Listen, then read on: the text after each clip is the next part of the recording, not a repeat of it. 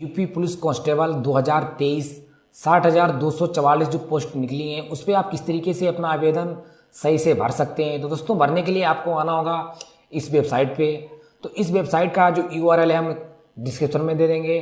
उसके बाद अगर आप इस पर नहीं आना चाहते हैं, नहीं आ पाते हैं, तो आपको सीधे गूगल में सरकारी रिजल्ट लिख लेना है। तो हम अपने ब्राउज़र में सरकारी रिजल्ट लिख लेते हैं। तो यहाँ पर हम सरकारी रिजल्ट जो है गूगल में लिखेंगे और उसके बाद इसकी पहली जो वेबसाइट है उसको हम ओपन कर लेंगे।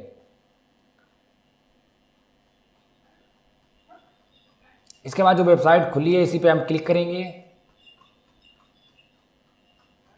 उसके बाद यहाँ पर जो है सरकारी रिजल्ट का जो होम पेज है यहाँ पर बहुत सी वैकेंसी मिल जाएंगी। यहाँ पर आपको सबसे ऊपर लेटेस्ट जॉब में यूपी पुलिस कांस्टेबल 2023 की जो 60,244 पोस्ट है इस पर आपको क्लिक करना है। और जैसे आप क्लिक करेंगे यहाँ से आप पूरा पढ़ लीजिए कि आप जो है इस पोस्ट के लिए एलिजिबल हैं या नहीं हैं।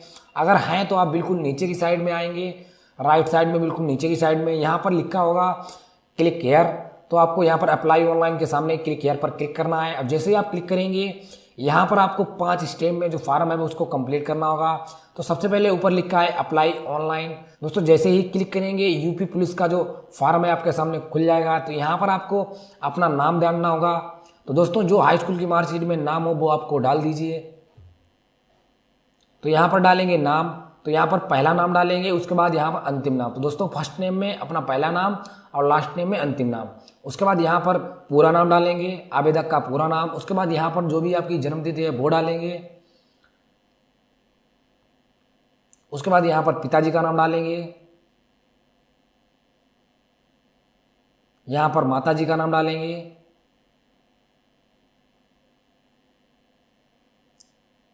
उसके बाद यहाँ पर मेल है फीमेल है वो सिलेक्ट करेंगे। उसके बाद यहाँ पर जो भी आपका मोबाइल नंबर इसमें आप डालना चाहें वो मोबाइल नंबर यहाँ पर आप अपना डाल दीजिए। उसके बाद एक बार फिर से आप वही मोबाइल नंबर दोबारा यहाँ पर डालेंगे। उसके बाद यहाँ पर जो आधार नंबर है आपका वो आधार नंबर यहाँ पर डाल देंगे। दोस्तों कंपलसरी नहीं है नंबर, आप डाल भी सकते हैं, इसको छोड़ भी सकते हैं। तो यहाँ पर हम आधार नंबर इनका डाल देते हैं। उसके बाद यहाँ पर ईमेल आईडी, तो वो ईमेल आईडी आप डाल दीजिए जो अपनी डालने चाहें। तो यहाँ पर ईमेल आईडी डालेंगे। उसके बाद कन्फर्म ईमेल आईडी में वही ईमेल आईडी आप फिर से डाल दीजिए। उसके बाद आप इंडियन हैं तो यहाँ पर इंडियन क्लिक करेंगे। उसके बाद नीचे की साइड में हम अन्य सूचना पर जो है अपना डिटेल दे देंगे। तो यहाँ पर अन्य सूचना में क्या आप उत्तर प्रदेश के मूल निवासी हैं, एस करना है अगर हैं, अगर नहीं हैं तो नो करना है। तो यहाँ पर ये हैं तो हम एस करेंगे। उसके बाद यहाँ पर जो है अगर आप SC ST OBC EWS इतने सर्टिफिकेट में आप आते हैं, इतनी कैटेगरी में आते हैं तो आपको एस करना है या अन्यथा नो करना है। तो हम यहाँ पर एस करेंगे। एस करने के बाद यहाँ पर जो है अपना मूल निवास जो है वो है किसने उसको जारी किया है। तो यहाँ पर तहसीलदार ने यहाँ पर लिखा है तो यहाँ पर तहसीलदार क्लिक करेंगे। उसके बाद कब जारी किया है, कौन सी तारीख को जारी किया है वो आपको यहाँ पर डाल देना है। उसके बाद यहाँ पर मूल निवास प्रमाण पत्र की जो क्रम संख्या होती है, प्रमाण पत्र संख्या होती है वो आपको यहाँ पर डाल देनी है। यहाँ पर दोस्तों सीरियल नंबर बोल रहा है तो सीरियल नंबर हम वही प्रमाण पत्र क्रमांक संख्या ही डालेंगे। उसके बाद यहाँ पर जो है कौन से जिले से जारी हुआ है वो जिले का नाम डालेंगे। उसके बाद यहाँ पर नीचे की साइड में यहाँ पर लिखा है श्रेणी यानी कैटेगरी। तो दोस्तों कौन सी कैटेगरी आपकी है तो वो आप सिलेक्ट करेंगे, SC ST OBC EWS। Category इनकी जो है वो SC कैटेगरी है तो हम SC सेलेक्ट करेंगे। उसके बाद जो कैटेगरी का यानी कास्ट सर्टिफिकेट है, जाति प्रमाण पत्र है, वो कौन सा का मतलब किसने जारी किया है वो आपको यहाँ पर सेलेक्ट करना है। उसके बाद किस तारीख को जारी किया है वो तारीख आपको यहाँ पर फिल करनी है। उसके बाद यहाँ पर जो है कैटेगरी सर्टिफिकेट सीरियल नंबर, तो वही आपको जो है सर्टिफिकेट जो क्रमांक नंबर रहता है वो आपको डाल देना है। उसके बाद जो आवेदन संख्या होती है कैटेगरी सर्टिफिकेट की वो आपको पीछे की साइड में डालनी है। उसके बाद क्या आप स्वतंत्रता सेनानी हैं, ऐसे या नो करेंगे। दोस्तों यहाँ पर जो डिटेल आपको जो है नंबर 17 18 उसके बाद 19 यहाँ पर जो है आपके हिसाब से अपना यहाँ पर सेलेक्ट कर लीजिए। तो यहाँ पर जो है इनका जो है हम यहाँ पर इनके हिसाब से जो है वो सेलेक्ट कर देते हैं। तो यहाँ पर क्या आप भूतपूर्व सैनिक हैं तो नो, तो यहाँ पर नो कर देते हैं। उसके बाद नीचे की साइड में आपको शैक्षिक योग्यता में हाई स्कूल और इंटरमीडिएट का जो विवरण है उसको आपको भरना होगा। तो यहाँ पर जो है कौन से बोर्ड से आपने जो है पास किया है हाई स्कूल तो वो आपको बोर्ड का नाम देना होगा। उसके बाद यहाँ पर जो है जो आपने पास किया है, जो सर्टिफिकेट आपके पास है वो कौन सी तारीख को जारी हुआ है और कौन से ईयर में जारी हुआ है वो आपको यहाँ पर डालना है। दोस्तों मार्कशीट में बिल्कुल नीचे की साइड में जो है वो दिया होता है। उसके बाद यहाँ पर जो है परिणाम स्थिति पास है या फिर एपीयर है, तो यहाँ पर पास है। उसके बाद अनुक्रमांक नंबर, उसके बाद इसका जो प्रमाण पत्र सीरियल नंबर ऊपर की साइड में होता है वो आपको वो डाल देना है। उसके बाद इसी प्रकार आपको इंटरमीडिएट की जो डिटेल है वो आपको भरनी होगी। तो इसमें भी आपको सेम सर्टिफिकेट पे पूरी डिटेल आपकी दी होगी। यहाँ पर इनका रोल नंबर डालना है, उसके बाद यहाँ पर इनका सीरियल नंबर डाल देना है।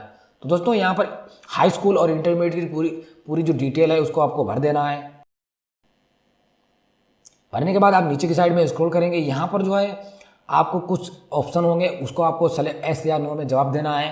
तो यहाँ पर जो है ये जो है नो है, उसके बाद ये यहाँ पर भी इनका नो कर देते हैं। ये भी आप अपने हिसाब से भर लीजिए कि एनसीसी वगैरह की है या नहीं की है। उसके बाद यहाँ पर जो एड्रेस है वो आपका वो एड्रेस आप डाल दीजिए जो आपके आधार कार्ड में अंकित हो। तो यहाँ पर जो आधार कार्ड में एड्रेस है उसको हम डाल देते हैं। तो इनके जो आधार कार्ड में एड्रेस है वो हम डाल देते हैं। तो यहाँ पर जो है पूरा एड्रेस लाइन 1 में अपना एड्रेस डाल दीजिए, उसके बाद पोस्ट डाल दीजिए। दूसरी बात एड्रेस लाइन 2 में अपना ब्लॉक डाल दीजिए, तहसील डाल दीजिए। उसके बाद जो बोल रहा है कि यहाँ पर आप शहरी हैं या गांव में है, तो यहाँ पर जो भी आपके नियरेस्ट में सिटी है तो उस सिटी का नाम डाल दीजिए। उसके बाद कौन से प्रदेश से हैं वो आप प्रदेश भर दीजिए। उसके बाद यहाँ पर कौन सा जिला है वो जिला भर दीजिए। उसके बाद यहाँ पर पिन कोड जो भी आपका आधार कार्ड में हो पिन कोड डाल दीजिए। उसके बाद यहाँ पर जो है जो परमानेंट एड्रेस में हम यही एड्रेस रखना चाहते हैं। उसके बाद यहाँ पर प्रीव्यू एंड नेक्स्ट करेंगे। तो यहाँ पर प्रीव्यू मैंने कर लिया है, नेक्स्ट कर लिया है। उसके बाद यहाँ पर अपनी डिटेल को पूरी तरीके से वेरीफाई करेंगे कि मेरी जो डिटेल है सही है नहीं है सही है। अगर नहीं सही है तो आपको एडिट जो ऑप्शन यहाँ पर लिख रहा है यहाँ पर आपको क्लिक करना है। अगर नहीं है तो आपको यहाँ सभी पर टिक लगाना है। उसके बाद यहाँ पर सबमिट कर देना है। तो यहाँ पर हम सभी पर टिक लगा देते हैं कि ये मेरी जो डिटेल है पूरी तरीके से सही है। तो सबसे पहले यहाँ पर हम जैसे ही टिक लगाएंगे उसके बाद यहाँ पर कैप्चा डालेंगे और सबमिट एंड नेक्स्ट पर क्लिक करेंगे। उसके बाद हम नो थैंक्स कर देंगे।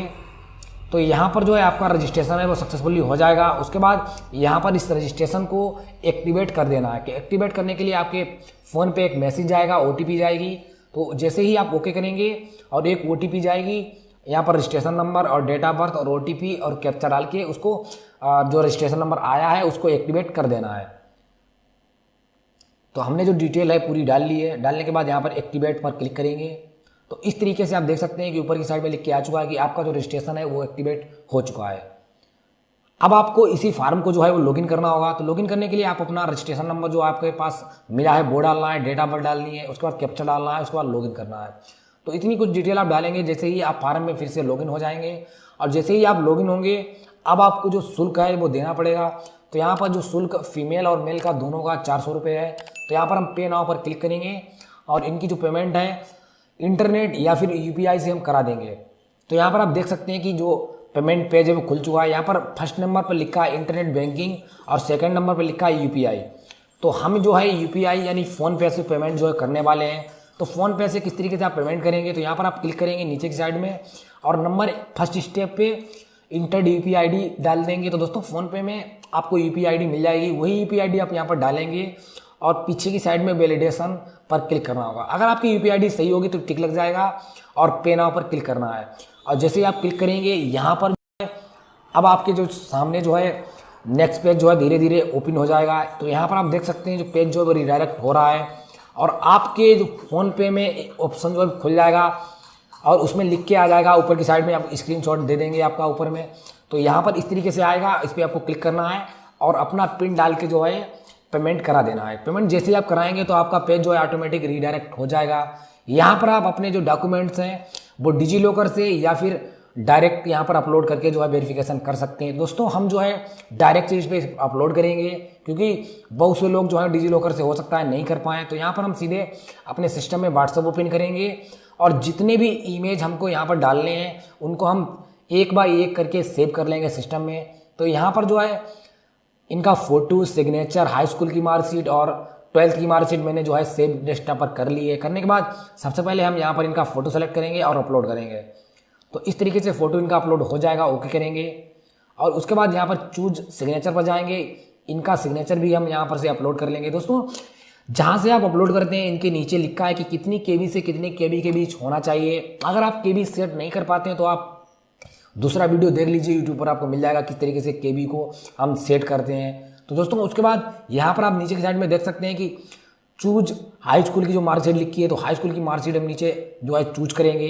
ये जो मार्कशीट की जो केबी है 20 से 100 केबी है दोस्तों, कम से कम मेरे हिसाब से आप जो है 50 केबी से 100 केबी के बीच जो मार्कशीट जो है वो रखें। तो यहाँ पर अपलोड करेंगे, ओके करेंगे और यहाँ पर आप देख सकते हैं पीछे की साइड में टिक लग चुका है। उसके बाद चूज करेंगे 12th की मार्कशीट और उसके बाद अपलोड करेंगे और उसके बाद फिर से हम अपलोड करेंगे। तो इस तरीके से हमारे सभी डॉक्यूमेंट जो है वो अपलोड हो चुके हैं सक्सेसफुली। उसके बाद हम फाइनल सबमिट एंड नेक्स्ट पर क्लिक करेंगे। तो जैसे हम क्लिक करेंगे तो अब इनका जो फाइनल सबमिट के लिए जो प्रिंट एप्लीकेशन है वो खुल चुका है। अब हम ऊपर की साइड में आप देख सकते हैं वो लिखा है प्रिंट एप्लीकेशन, इस पर हम क्लिक करेंगे। तो इस तरीके से हमारा जो फॉर्म है वो सक्सेसफुली जो है सबमिट हो चुका है। यूपी पुलिस कांस्टेबल के लिए जो है अप्लाई हो चुका है। तो आप देख सकते हैं पूरी प्रिंट जो है आ चुकी है। इसी प्रिंट को मुझे प्रिंट कर लेना है, रख लेना है। आज का वीडियो आपको पसंद आया हो तो वीडियो को लाइक कीजिए और साथ ही चैनल को सब्सक्राइब कीजिए। फिर मिलेंगे नेक्स्ट वीडियो में। Thank you for watching.